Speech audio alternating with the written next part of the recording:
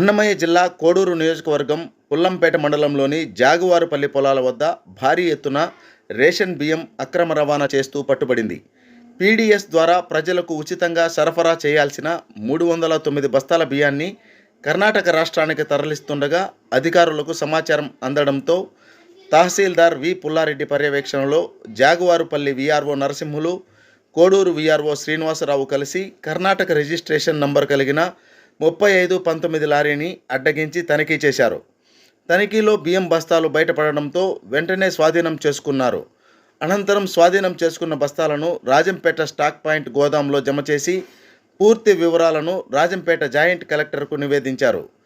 లారీను Pullampeta police స్టేషన్కు అప్పగించగా పోలీసులు case నమోదు చేశారు.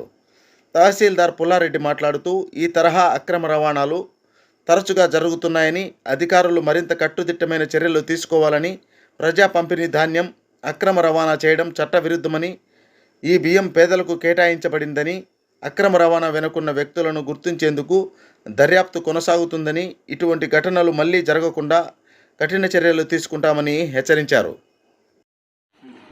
ఈరోజు ఉదయం విశ్వసనీయ సమాచారం మేరకు పీడీఎస్ రైస్ అక్రమ జరుగుతున్న ఇన్ఫర్మేషన్ రావడం జరిగింది. సమాచారం అందుకున్న వెంటనే కోడూరు ఎన్ఫోర్స్మెంట్కి శ్రీనివాస్ గారికి మరియు వీఆర్ఓ నరసింహ గారిని స్పాట్కు పంపించడం జరిగింది. అక్కడ జాగువార్పల్లి విలేజ్ ఫీల్డ్స్లో ఈ KA 563519 అనే వెహికల్ ద్వారా పీడీఎస్ రైస్ రవాణా జరుగుతుందని గుర్తించి రైస్ 309 బ్యాగులు 50 కేజీలు వెయిట్ ఉన్న 309 బ్యాగులను సీజ్ చేయడం జరిగింది. అదేవిధంగా వెహికల్ని కూడా సీజ్ చేయడం జరిగింది. సీజ్ చేసిన వెహికల్ను పోలీసు వారికి హ్యాండ్ ఓవర్ చేయడం జరిగింది. అదేవిధంగా వారిపైన క్రిమినల్ కేసు కూడా నమోదు చేయడం జరిగింది.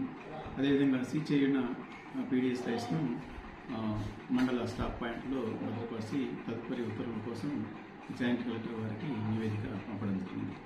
ఎక్కడైనా సరే ఈ పీడీఎస్ రైస్ అక్రమ రవాణా అనేది జరిగితే పబ్లిక్ కూడా మా దృష్టికి తీసుకురావాల్సిందిగా కోరుతున్నాము. అదేవిధంగా వారిపై కఠిన చర్యలు తీసుకుంటామని ఈ మూలంగా తెలియజేస్తున్నాము.